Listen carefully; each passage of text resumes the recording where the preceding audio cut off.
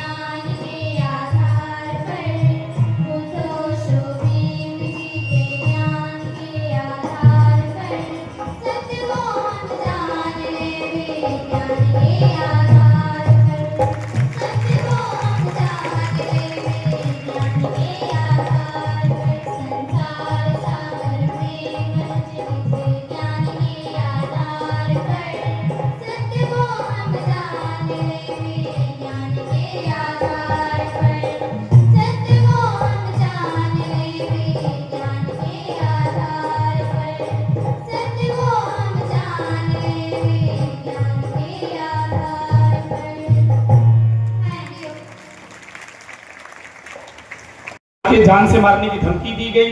वही वाले सर हैं? हमने कहा हाँ भाई वही वाले सर हैं।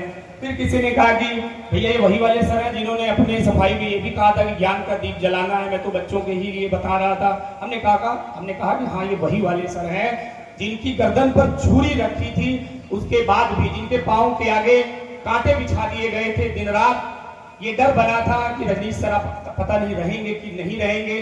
लेकिन कहा गया है, रश्मि रथी में रामधारी सिंह दिनकर ने कहा था कि सच है विपत्ति जब आती है कायर को ही दहलाती है। सूरमा नहीं विचलित होते, क्षण एक नहीं धीरज खोते, और विघ्नों को गले लगाते हैं, कांटों में राह बनाते हैं। और है कौन ऐसा विघ्न जग में टिक सके नर के मग में, और खम ठोक ठेलता है जब नर पर्वत के जाते पांव उखड़, और मानव जब जोर लगाता है तो पत्थर भी पानी बन जाता है, तो पत्थर भी पानी बन जाता है। तो ऐसे रजनीश सर हैं जिन्होंने अपने शिक्षा, चाहे वो पीएचडी के दौरान उन्होंने इलाहाबाद में रह करके रिसर्च किया हो, चाहे वे बरेली में जिस कॉलेज में कार्यरत हैं, जिन कॉलेज में कार्यरत हैं उस दौरान, या वे जब आकाशवाणी में जाते हैं उस दौरान, या वे जब पत्र पत्रिकाओं में लेख लिखते हैं उस दौरान, आज भी उनके कई कार्यक्रम लगे थे, लेकिन उन्होंने ये बात चुनी कि मुझे ग्रामीण अंचल के उस विद्यालय में जाना चाहिए जहां मेरी ही तरह जो मेरे भी मार्गदर्शक रहे होंगे। उन्होंने जब यमुना सर के बारे में पढ़ा जाना तो उनको भी लगा कि वाकई जिस राह पे मैं आज चल रहा हूँ उस राह पे 1995 से यमुना सर चल रहे हैं, और वो भी उन्हीं की तरह विपत्तियों कांटों को सहते हुए आज इस मुकाम पर आपके बीच में आए हैं कि छोटी सी झोपड़ी से अगर ये इमारतें आपके बीच में दिख रही हैं तो उसमें उनका अकेले का योगदान नहीं, जितने अभिभावक हमारे बीच में बैठे हैं उन सब की खून पसीने की कमाई लगी है। तो मैं चाहता हूं कि अपने अभिभावकों के लिए, शिक्षकों के लिए पुनः जोरदार तालियां होनी चाहिए। आप सब ने पूरा योगदान दिया है।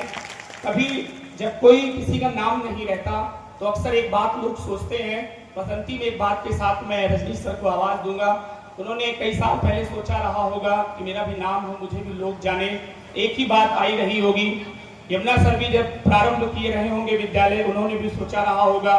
फरहीम सर ने जब कटरा गुलाब सिंह से शिक्षा का पायदान शुरू किया होगा, उन्होंने भी सोचा रहा होगा।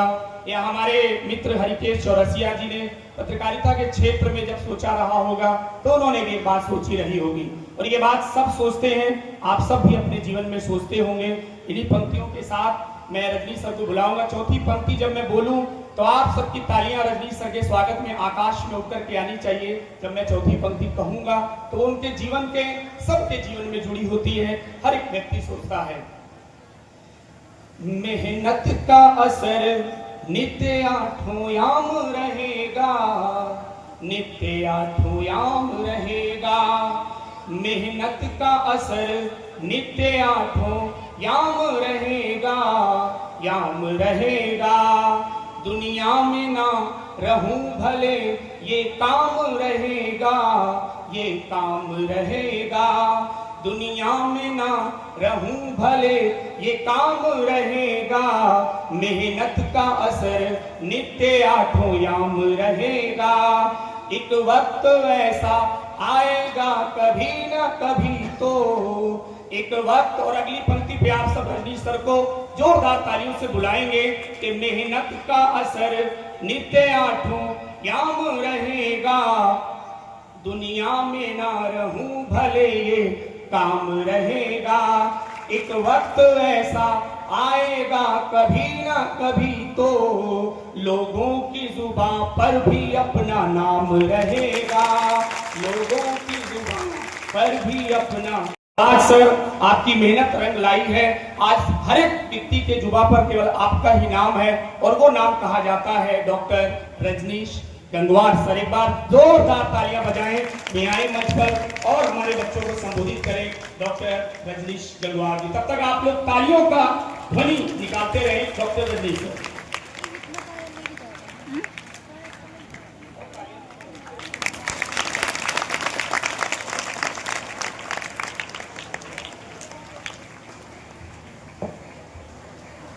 धन्यवाद संपादक संचालक महोदय।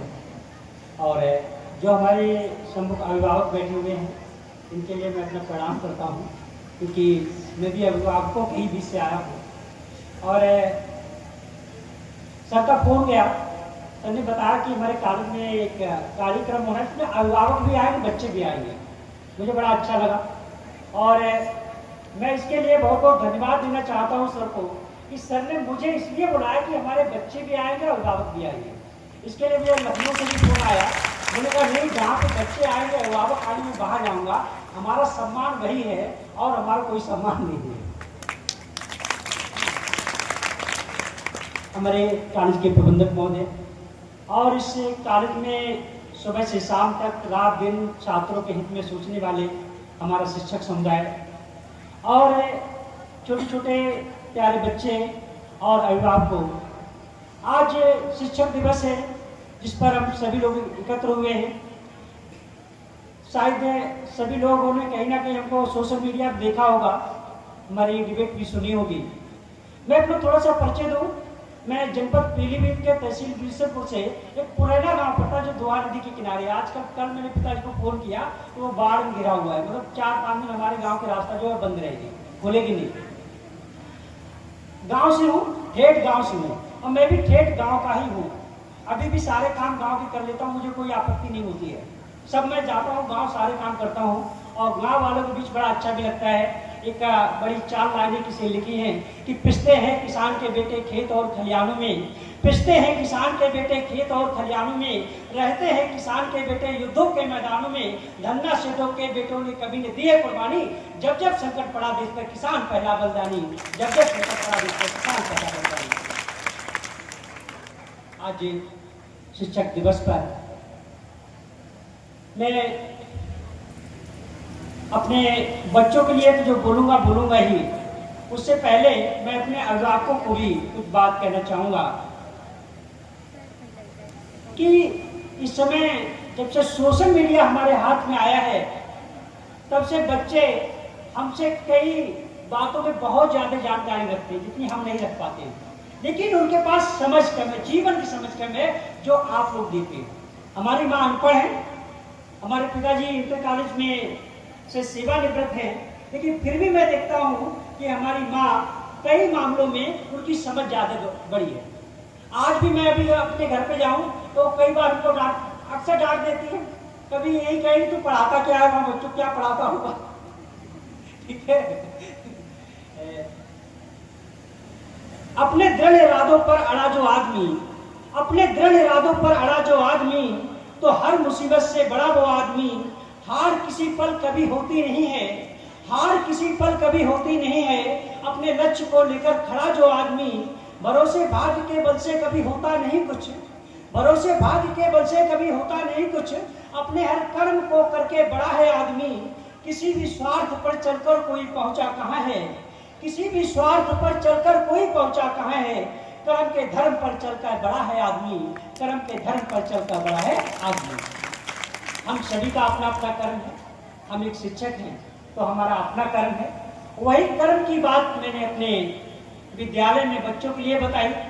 भाई हमारे देश की सरकारें हैं तो उनका कर्म है, हमारे यहाँ के जो धर्म गुरु है उनका अपना कर्म है, जो नेता लोग हैं उनका अपना कर्म है, तो शिक्षकों का भी तो अपना कर्म है, जो उनका कर्म है वही उनका धर्म है। और जब मैंने ईमानदारी से अपने धर्म का निर्वाह किया, उसी वही कारण है कि आज हम आप लोगों के बीच में हैं।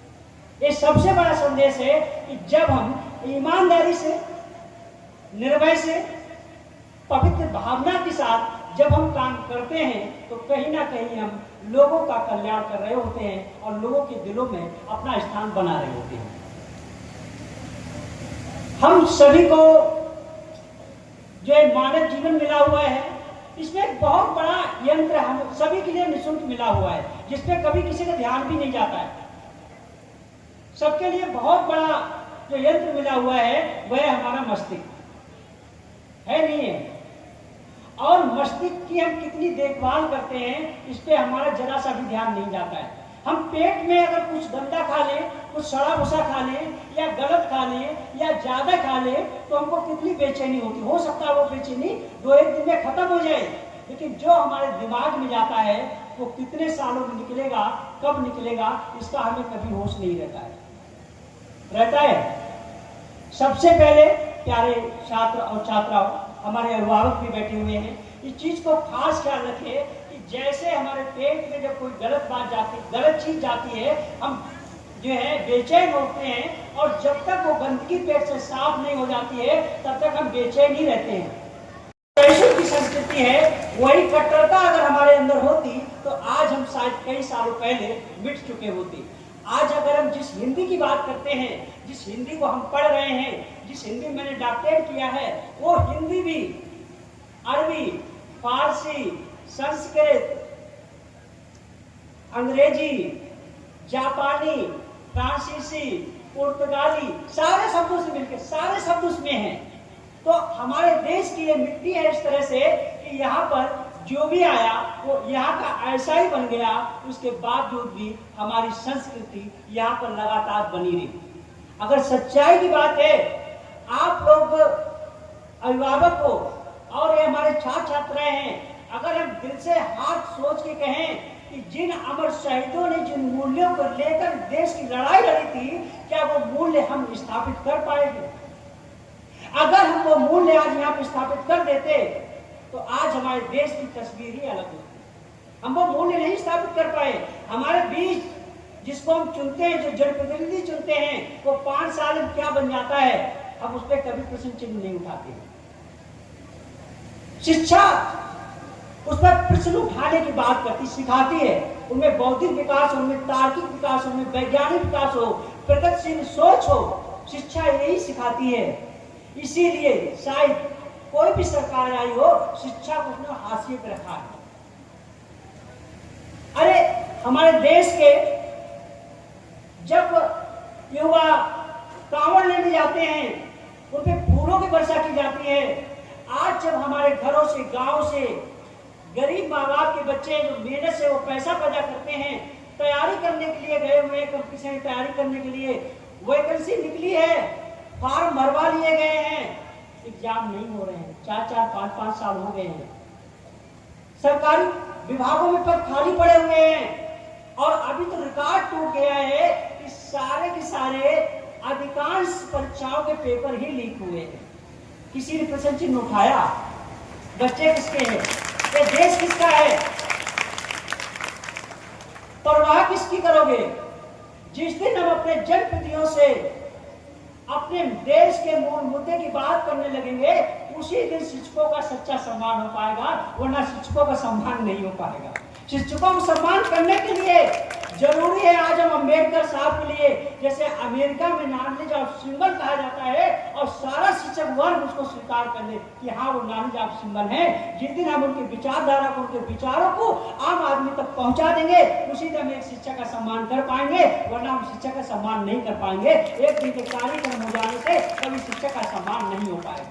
शिक्षक हमेशा एक जलती हुई लालटेन की तरह होता है कि जहां रहता है वो प्रकाश देता है, और कितने बच्चे वहां से अपने जीवन के प्रकाश के लिए दूर तक चले जाते हैं। उसके बाद क्या होता है, बच्चे पढ़ लिख जाते हैं, अधिकारी बन जाते हैं, और जो ईमानदार होते हैं, जिन्हें अपने समाज की, अपने घरों की परवाह होती है, उनके साथ सिस्टम में क्या भेदभाव होता है, या उनका ट्रांसफर किया जाएगा, या उनके लिए सस्पेंड किया जाएगा, या उनको निलंबित किया जाएगा, वो किसकी लड़ाई लड़ रहे हैं? शिक्षक अगर छात्रों के हित में जा रहे हैं लड़ने के लिए, वो किसकी लड़ाई लड़ रहे हैं? उनका साथ कौन देगा? आप लोग देंगे ना, तभी आप अपने बच्चों को आगे बढ़ा सकते हो। जब आप अपने बच्चों के लिए ईमानदारी, परिश्रम करने की, एक भाईचारे की, एक मानवता की बात बताएंगे, तभी शिक्षक को सच्चे अर्थों में सम्मान दे पाएंगे।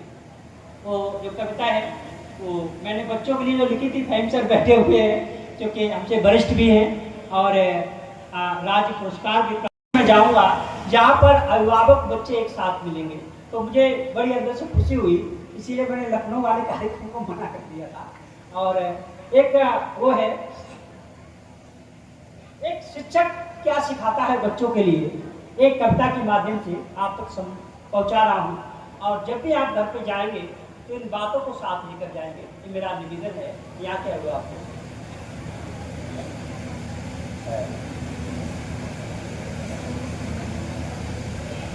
जब बच्चे बार बार कहते सर आप हिंदू हो या मुसलमान हो, हिंदू हो मुसलमान हो क्या हो, तो मुझे कई दिन नींद नहीं आई, कई दिन हो गए। फिर एक गीत लिखा, न हिंदू बनना न मुसलमान बनना, न हिंदू बनना न मुसलमान बनना, अगर बन सको तुम तो इंसान बनना। न हिंदू बनना न मुसलमान बनना, अगर बन सको तुम तो इंसान बनना। भेदभाव ईर्ष्या द्वेष हृदय से मिटाकर, भेदभाव ईर्ष्या द्वेष हृदय से मिटाकर, सच्ची मानवता की तुम पहचान बनना।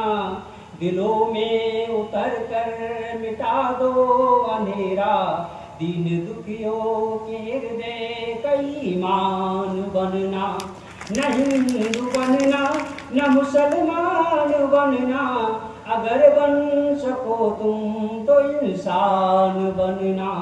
अगर बन सको तुम तो इंसान बनना।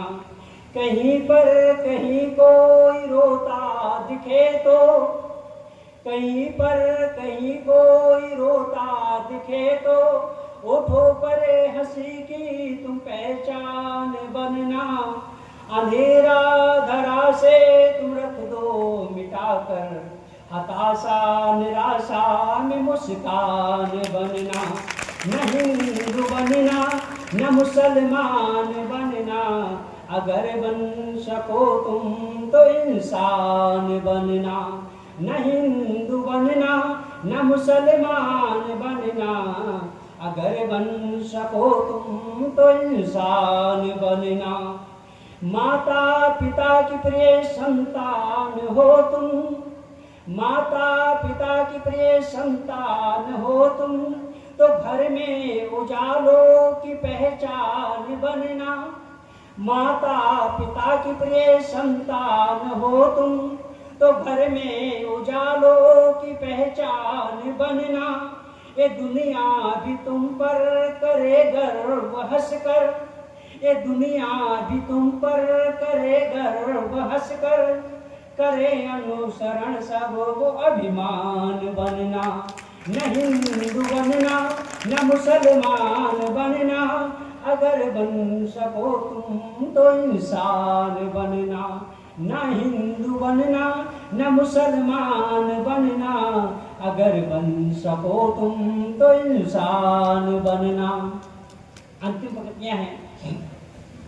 कर्म क्षेत्र धर्म क्षेत्र पूजा यही है, कर्म क्षेत्र धर्म क्षेत्र पूजा यही है।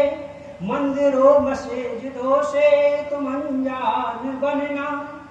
कर्म क्षेत्र धर्म क्षेत्र पूजा यही है, मंदिरों मस्जिदों से तुम अनजान बनना।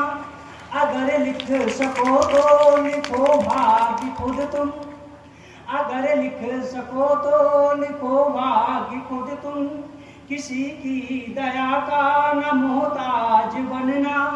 न हिंदू बनना न मुसलमान बनना, अगर बन सको तुम तो इंसान बनना। न हिंदू बनना न मुसलमान बनना, अगर बन सको तुम तो इंसान बनना। माता पिता की अपने बच्चों को एक अच्छा इंसान बनाने की कितनी बड़ी भूमिका होती है। हम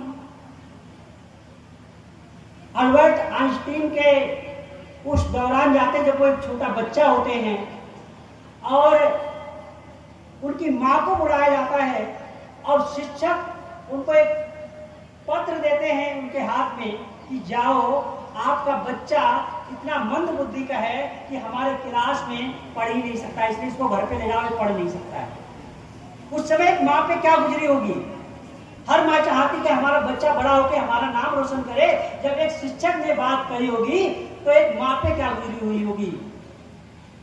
एक छोटा बच्चा जो अभी अभी स्कूल गया है, माँ से पूछता है अम्मा ये क्या कह रहे हैं, तो माँ उनसे कहती है बेटा ये शिक्षक ये कह रहे हैं कि इस बच्चे में इतनी ज्यादा दिमाग है, इतना ज्यादा पढ़ने में तेज है, इसके लिए कहीं बड़े स्कूल में एडमिशन कराओ, हमारे स्कूल में नहीं पढ़ पाएगा। वो आइंस्टीन दुनिया का सबसे बड़ा वैज्ञानिक बनता है।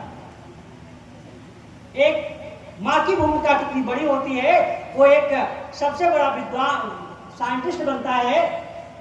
एक दिन आइंस्टीन जब शायद न्यूयॉर्क के होटल में गए, उन्होंने अपना सामान रख दिया और सामान रखकर वो घूमने चले गए। उनको होटल का ध्यान ही नहीं रहा हम किस होटल में रुके हैं। कई बार उन्होंने पूछा, कई लोगों से पूछा हम कौन से होटल में रुके हैं, हम कौन से होटल में रुके हैं, तो लोग देखे चले जाए कि शायद इसका दिमाग गया। एक बूढ़ा आदमी कहीं से जा रहा था, उससे भी उन्होंने पूछा कि हम कौन से होटल में रुके हुए हैं, हमें होटल का नाम याद नहीं रहा। उस बूढ़े ने डांट के कहा तुझे अपना भी नाम नहीं याद होगा, तुझे अपना नाम याद है? बोले हाँ मैं अल्बर्ट आइंस्टीन। बोले वो साइंटिस्ट? बोले हाँ मैं ही साइंटिस्ट हूँ। तब वो पुलिस को फोन करते हैं, तब पता लगाया जाता है कि ये आइंस्टीन है और उस होटल का पता लगाया जाता है, उनको सम्मान के साथ होटल में पहुंचाया जाता है। वही आइंस्टीन की बात है कि एक बार जब रेल में यात्रा कर रहे हैं, अब उनका टिकट खो गया। टीटी आया, कह रहा टिकट दीजिए, टिकट वो कह रहे हैं टिकट ढूंढ रहे हैं। वो कह रहा सर आप तो बहुत यहाँ के जाने माने साइंटिस्ट, हमने पहचान लिया है, आपने टिकट लिया होगा, हमें भरोसा है, आप मत ढूंढिए, बैठ जाइए। लेकिन आइंस्टीन लगातार अपना टिकट ढूंढ रहे हैं। उसने और लोगों के टिकट चेक किए, लेकिन आइंस्टीन अपना टिकट बार बार खोज रहे हैं।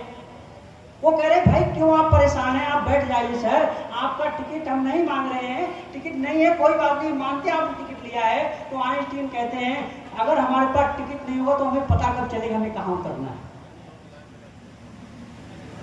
प्यारे छात्रों छात्राओं, कभी ये मत सोचना कि हमको याद नहीं होता है, हम भूल जाते हैं, इस चीज को लेकर कभी परेशान नहीं होना। अक्सर हमारे पास बच्चे आते हैं, कह रहे सर मैं भूल जाता हूं। मैं कह रहा हूं भूलना तो बहुत अच्छी ईश्वर ने वरदान दिया है, अगर भूल ना पाए तो क्या होगा बताइए। माँ बाप एक घर में रह रहे वो नहीं रह पाएंगे। बच्चे जो सुबह कसम खा लेते कि आप तो हम माँ बाप से बातें नहीं करेंगे चाहे कुछ हो जाए, अगर वो ना भूल पाए तो क्या होगा। तो भूलना जो है हमारे लिए बहुत बड़ा वरदान है, और मेहनत करना, उसको बार बार याद करना, न्यूरोप्लास्टिसिटी जो प्रकृति ने हमारे लिए बहुत बड़ा वरदान दिया है, वो ये है कि जब हम किसी बात को बार बार करते हैं, बार बार दोहराएं, बार बार करें, चाहे वो झूठी हो। सभी छात्र छात्राओं और जो अभिभावक बैठे हुए हैं, बच्चों को इसलिए कभी ना डांटे कि तेरे अंदर दिमाग नहीं है, क्या नहीं है। अरे जेम्स बॉन्ड का नाम देख लीजिए, जेम्स बॉन्ड, वो भी ऐसे ही थे, पढ़ने लिखने में बिल्कुल बेकार थे, और वो इंजन का आविष्कार करते हैं, पूरे दुनिया की जो है स्पीड ही बदल देते हैं, गति बदल देते हैं। तो हम अपने बच्चों के लिए बड़े प्यार से, बड़े स्नेह से उनको समझाएं, और उनके सम्मुख कोई भी ऐसी गलत बातें ना बोले जो हमारे लिए भी गलत है। कोई हमारे लिए अगर गलत बोले वो उनके लिए भी गलत है, तो कहीं ना कहीं वो दिमाग पे असर करती है। और जैसे एक छोटी हथौड़ी एक पत्थर जब टकराती है, एक बार पत्थर भले ही ना टूटता हो, वो 10 बार टूटता है, लेकिन एक बार में उसने असर किया है ना।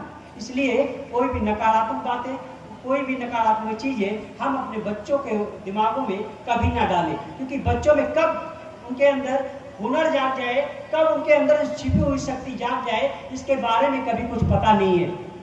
मैं एक छोटे से गांव से हूं, और कई बार साइकोलॉजिस्टों ने, डॉक्टरों ने मुझसे मना कर दिया कि आप पढ़ाई मत करिए, और कई बार हमारे साथी लोगों ने कहा यार आप इतने बड़े घर से हो, आपके पापा जी इंटरकालीन टीचर हैं, जिम्मेदार हो, क्या जरूरत है आपको पढ़ने की।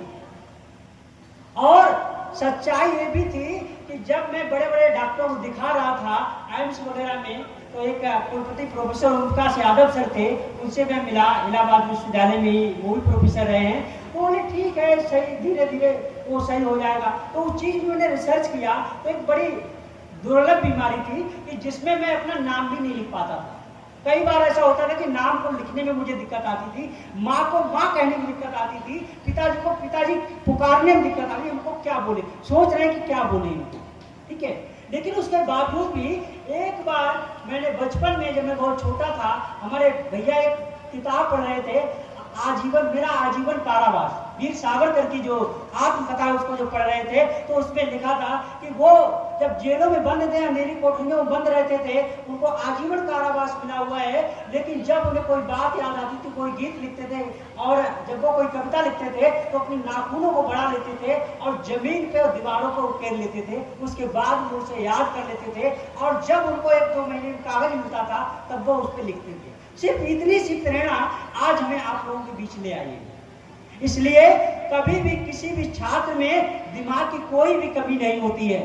जैसे हमारे बगीचे में फूल होते हैं, हमारे घरों में हम क्यारियों में फूल लगाते हैं, हर फूल का अपना अपने अलग खूबसूरती होती है, हर फूल की अलग खुशबू होती है, हर फूल के अलग आकार होता है, हर फूल का अलग रंग होता है। उसी तरह से हमारे दिमागों में, हमारे रुचियों में अलग अलग भिन्नताएं लिए हुए होती हैं, और कोई भी भिन्नता किसी से कम नहीं होती है, ठीक है। इसीलिए सभी जितने भी छात्र छात्राएं बैठे हुए हैं, किसी में भी दिमाग की कोई कमी नहीं है। सिर्फ कमी यही है कि आप एक लक्ष्य बना लें, उसके लिए दिमाग में बिठा लें, इतना बता लें कि हमको यही बनना है। जब जिस दिन आप अपने लक्ष्य को दिमाग में बिठा लेंगे और ठान लेंगे हमको यही बनना है, उस दिन आप वही बन जाएंगे। धीरे धीरे जब आप उसको काम करते रहेंगे तो धीरे धीरे बन जाएंगे। और आजकल हमारे समाज में एक बड़ी अव्यवस्था सी फैल रही है, वो खासकर पूरे समाज की है। और जिसको मिलजुल कर हमें शिक्षकों को, हमारे गार्जियनों को और हमारे छात्र छात्राओं को उसमें बढ़कर आगे आना चाहिए।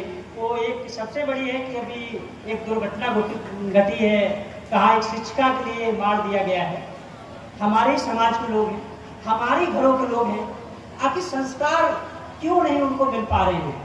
हम जिस तरह से अपनी लड़कियों को, अपनी बेटियों को संस्कार देते हैं, उसी तरह से हम बेटों को भी ये सिखाएं कि जब आप घर से बाहर निकलते हो तो जो भी आपको मिल रहा है वो भी किसी ना किसी की बहन या किसी ना किसी की बेटी है, उसका भी कोई ना कोई भाई, कोई ना कोई पिता है।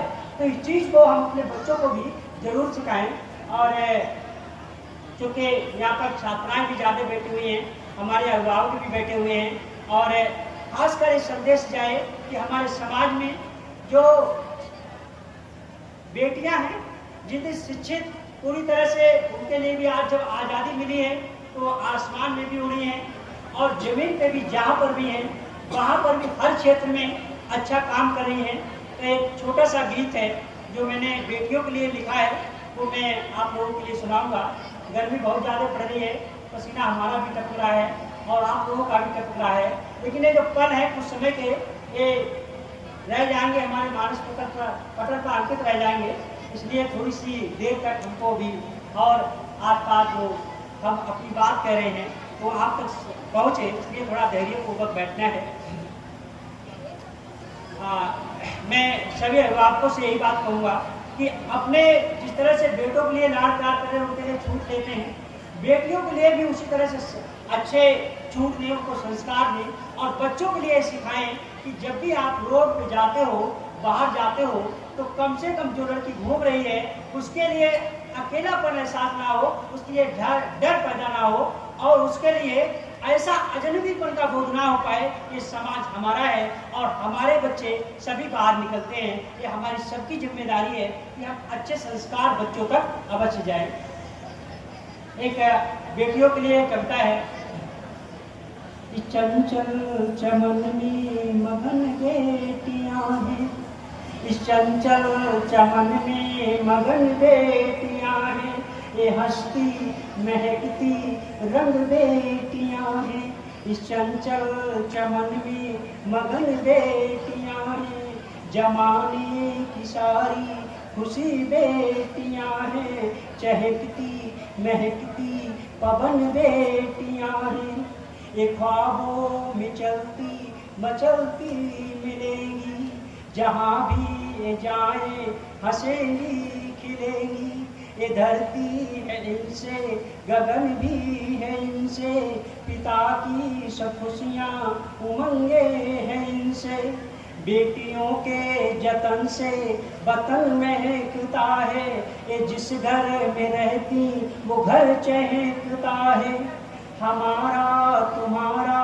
ये मन बेटियां हैं, जमाने की हद तोड़ती बेटियां हैं, हंसती महकती मचलती मिलेंगी, हवा धूप सी चलती फिरती मिलेंगी,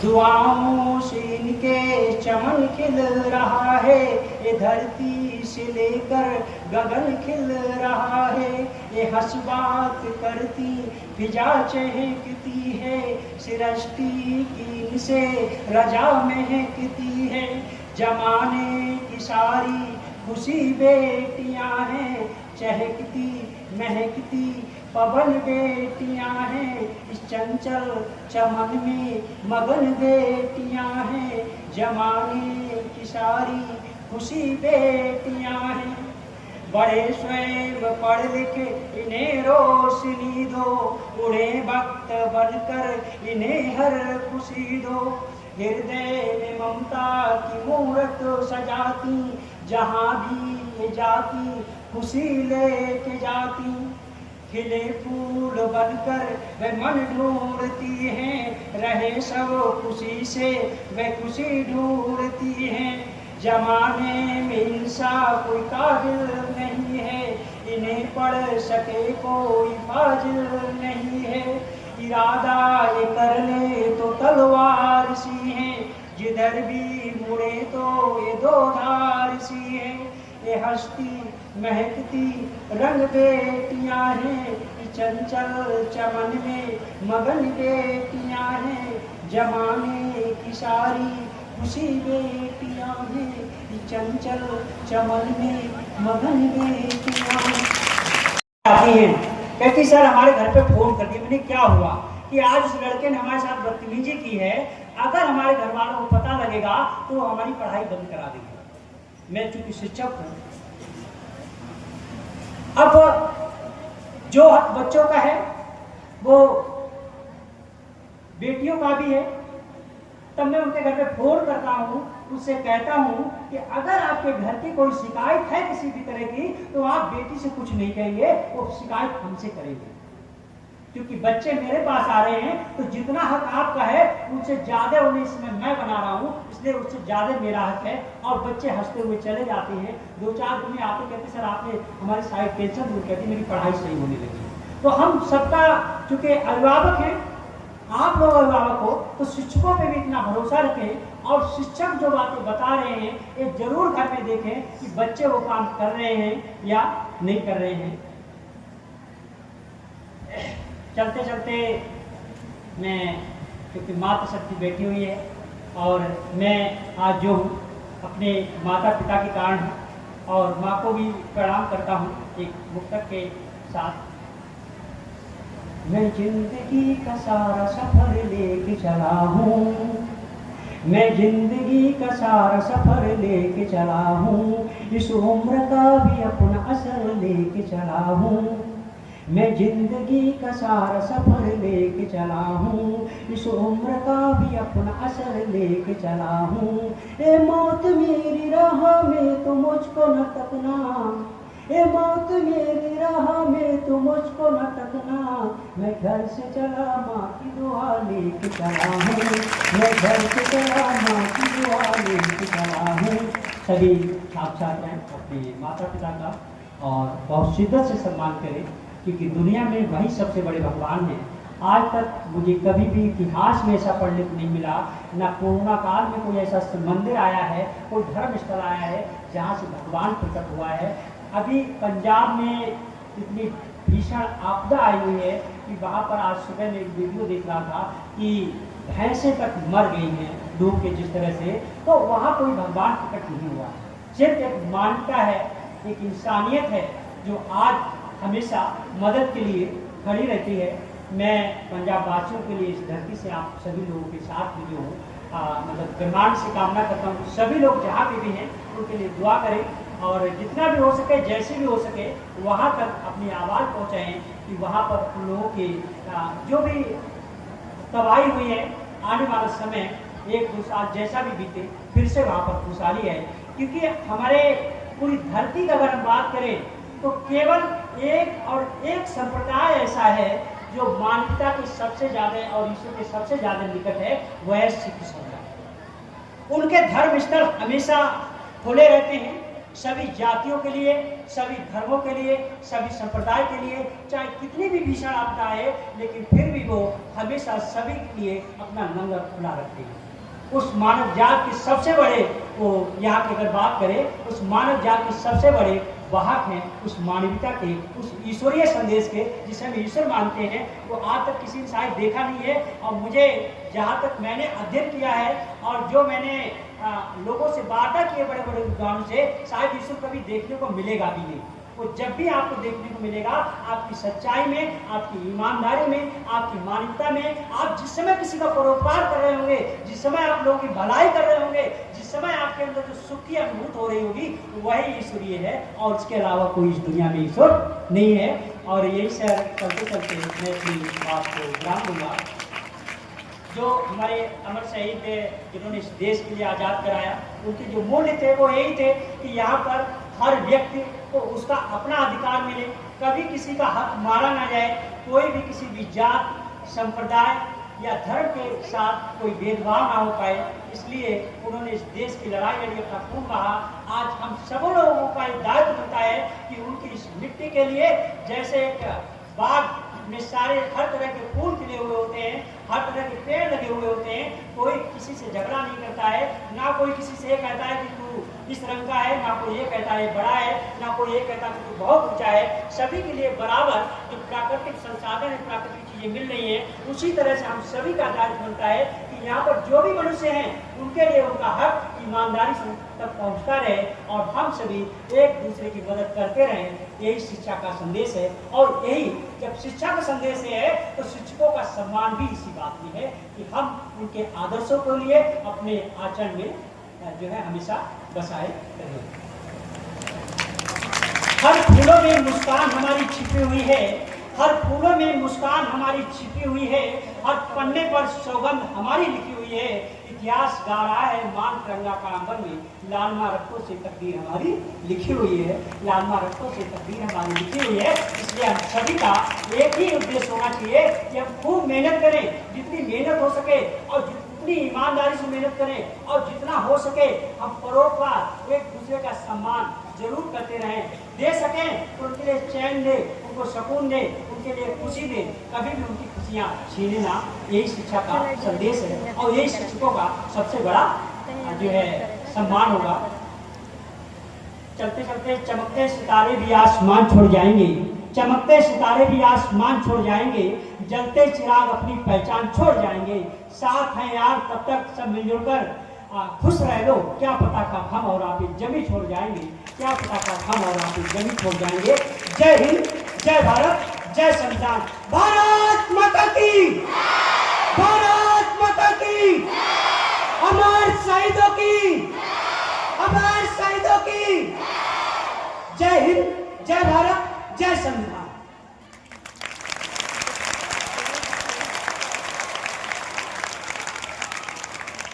बहुत ही सुंदर वक्तव्य सर ने दिया।